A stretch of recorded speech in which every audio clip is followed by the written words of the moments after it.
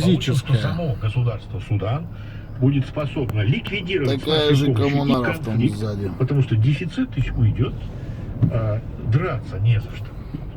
И уже тогда тех, кто начинает драку, можно будет наказывать вполне себе легально. А вы что это? Отбираете Каких-то что-то у других? Что, не 15 хватает? минут Значит, заработаете, дождя. а не отбирайте. Ой, И Михаил всё. Валентинович, по Судану то, что вы говорите, Просто обхохочешься.